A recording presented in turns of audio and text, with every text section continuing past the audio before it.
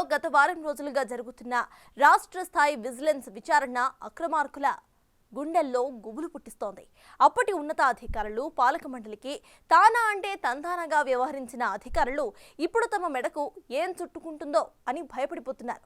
Vigilance విచారణలో తిరుమల కొండపై గత 5 ఏళ్లలో జరిగిన అక్రమాలు ఒక్కొక్కటిగా బయటపడుతూ ఉన్నాయి. అయితే వాటిలో ఏమాత్రం పాత్ర ఉందని భావించిన అధికారులు సిబ్బందిపై కఠిన చర్యలు ఉంటాయనే ప్రచారంతో అక్రమార్కులు పక్కదారులు వెతుక్కుంటున్నారట. టీటీడీలో 2019-24 వరకు జరిగిన ప్రతి అంశంపై నూతన ప్రభుత్వం విజిలెన్స్ విచారణకు ఆదేశించింది. దీంతో ఇప్పుడు ఉన్నతాధికారులకు వంతపాడిన అధికారులు సిబ్బంది అనవసరంగా తాము ఇరుకున పడ్డామని భయపడుతున్నారట. ఆ రోజు ఉన్న టీటీడీ అదనపు ఈవో వద్ద మార్కులు కొట్టేయటానికి అక్రమాలకు పాల్పడిన వారంతా ఇప్పుడు ఎక్కడిరుక్కుంటామో అని తమ సన్నిహితుల వద్ద భయాందోళనలు వ్యక్తం చేస్తున్నారట. దానికి తోడు గతంలో వారి వల్ల నష్టపోయిన వారు కూడా విజిలెన్స్ కు ఫిర్యాదు చేస్తుండటం మరింత టెన్షన్ పెడుతుందట. విజిలెన్స్ విచారణ బృందంలో స్థానిక తిరుపతి జిల్లాకు చెందిన విజిలెన్స్ సిబ్బందికి చోటివ్వలేదు. అందరూ బయట జిల్లాల సిబ్బంది అవటం టీటీడీ ఉద్యోగులకు మరింత ఇబ్బందిగా మారిందట.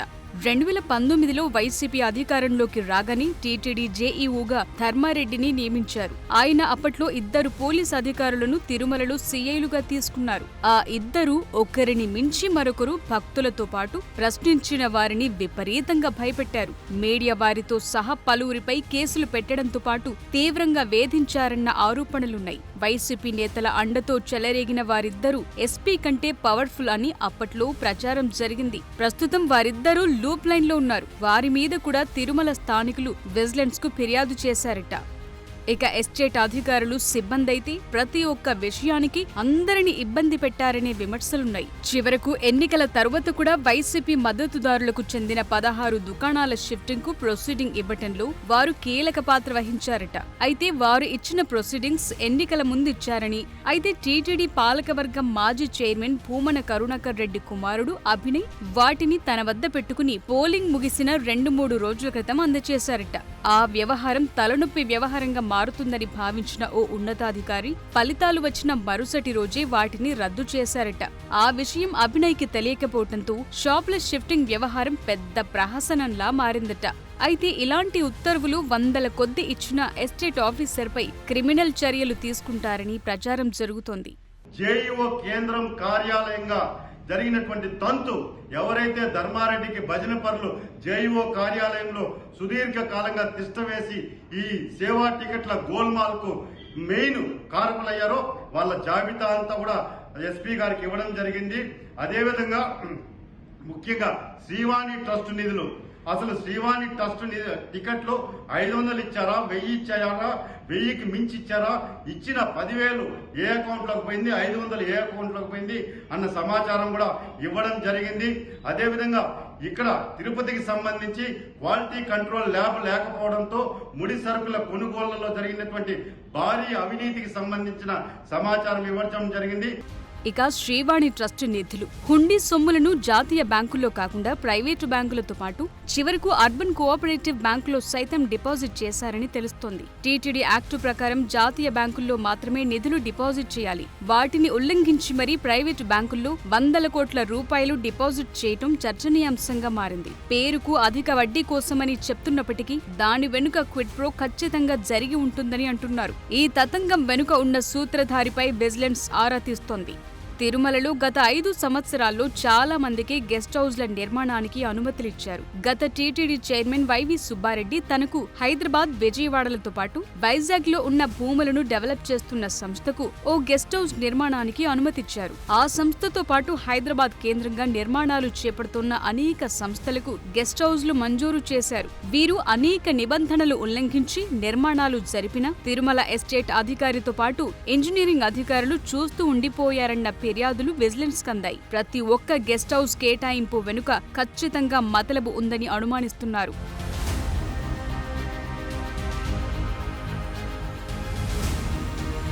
టీటీడీ గోశాలలోని గోమయంతో అగరబత్తీల తయారీ అంటూ బెంగుళూరుకు చెందిన ఓ కంపెనీకి బాధ్యతలు అప్పగించారు. అది అనవసరమైన ఖర్చుగా భావిస్తున్నారు. దేవుడి నిధులతో ప్రైవేట్ కంపెనీ బాగుపడుతుందన్న విమర్శలొస్తున్నాయి. గతంలో ఈ పేడను ఎరువుగా మార్చి స్థానికంగా ఉన్న రైతులకు అమ్మేవారు. ఇది వారికి ఉపయోగకరంగా ఉండేది. దాంతో పాటు గో ఉద్ధరణ పేరుతో అప్పటి పాలక మండలి చేసిన హడావిడి అంతా ఇంతా కాదు. సేంద్రియ వ్యవసాయంతో పండించిన పంటలతోని నైవేద్యం తయారీ అంటూ స్వామి ప్రసాదాలను కేవలం ప్రోటోకాల్ విఐపీలకు పరిమితం చేశారు. 10,500 రూపాయల టికెట్ కొనుగోలు చేసిన శ్రీవాణి దర్శనం భక్తులు దానిపై ప్రశ్నిస్తే వారిపై అప్పట్లో విజిలెన్స్ దాడులు జరిగాయి. అన్నప్రసాద కేంద్రంలో భోజనం బాగాలేదని చెప్తూ వీడియోలు తీసిన వారిని అప్పటి టీటీడీ విజిలెన్స్ సిబ్బంది వెంటాడి మరీ వారి స్వగ్రామాలకు వెళ్లి భయపెట్టి అంతా బాగుందని చెప్పిస్తూ వీడియోలు తీయించారట.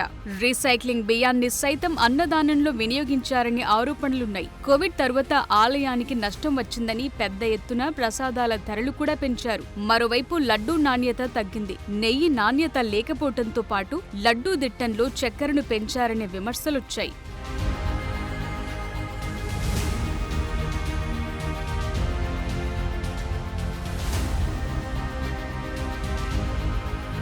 తిరుమలలో కళ్యాణం చేయించుకునే భక్తులకు పెద్ద లడ్డూ వడ ఇచ్చే సంప్రదాయం ఉండేది. దాన్ని కూడా తీసివేసి భక్తుల ఆగ్రహానికి గురయ్యారు. ఇదేమని ప్రశ్నిస్తే సమాధానం లేదు. వీటన్నింటిపైన కూడా విజిలెన్స్ పూర్తి స్థాయిలో రికార్డులు సేకరిస్తున్నట్టు సమాచారం. మిల్లర్ల దగ్గర బియ్యం కొనుగోలుకు అనుసరించిన పద్ధతులపై కూడా విచారణ చేస్తున్నట్లు తెలుస్తోంది. విజిలెన్స్ ఎస్పీ కరీముల్లా నాయకత్వంలో 40 మంది విజిలెన్స్ బృందం ఇప్పుడు ఆ అక్రమాలపై నిశితంగా విచారణ జరుపుతోంది. ప్రతి ఒక్క విభాగాన్ని క్షుణ్ణంగా పరిశీలిస్తోంది. ముఖ్యంగా టీటీడీ ఆసుపత్రులైన స్విమ్స్, బర్డ్స్ విషయంలో జరిగిన నిర్లక్ష్యం ఫలితంగా చాలా మంది పేదలు వాటికి దూరంగా ఉండిపోవాల్సిన పరిస్థితి ఏర్పడింది. వాటిని కమర్షియల్ చేయటం వెనుక లబ్ధి పొందింది ఎవరనేది ఆరా తీస్తున్నారు. మందుల కొనుగోలుతో పాటు నిర్మాణం పనులు, టెండర్ల విషయంలో ఏం జరిగిందని దానిపై రికార్డులు తీసుకుంటున్నారు.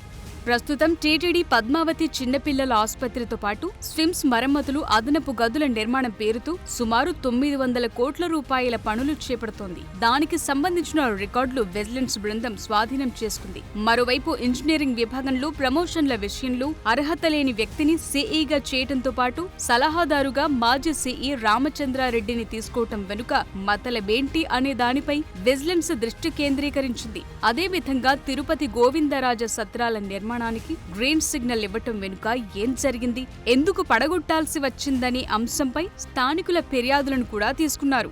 సిఫార్సు లేఖల దర్శనాల్లో జేఈఓ కార్యాలయ సిబ్బంది చేతివాటంతో పాటు ఆర్జిత సేవల టికెట్లను వచ్చే 20 సంవత్సరాల వరకు రిజర్వేషన్ చేసుకోవటంపై విజిలెన్స్ అధికారులు జేఈఓ కార్యాలయ సిబ్బందిని ప్రశ్నించినట్లు తెలుస్తోంది. గత 5 సంవత్సరాలుగా జేఈఓ కార్యాలయంలో పనిచేసిన వారి వివరాలు మొత్తం తీసుకున్నారట. ఇక తిరుమలలో లడ్డు కౌంటర్లను బ్యాంక్ ఏజెన్సీల నుంచి తొలగించి బెంగుళూరు కేంద్రంగా పనిచేసే సంస్థకు బాధ్యతలు అప్పగించారు. దీనిపై మొదట్లోనే విమర్శలొచ్చాయి. దానికి సంబంధించి కూడా విజిలెన్స్ నివేదిక సిద్ధం చేస్తున్నట్లు తెలుస్తోంది. జేఈఓ ధర్మారెడ్డికి ఈ వ్యవహారాల్లో చాలా మంది సిబ్బంది సహకరించినట్లు విచారణలో వెలుగు చూస్తోందట. మొత్తం మీద విజిలెన్స్ విచారణ అక్రమార్కుల గుండెల్లో గుబులు పుట్టిస్తోంది. విజిలెన్స్ విచారణ పూర్తయిన తరువాత మరోసారి సిఐడి కేసులు నమోదవుతాయంటున్నారు.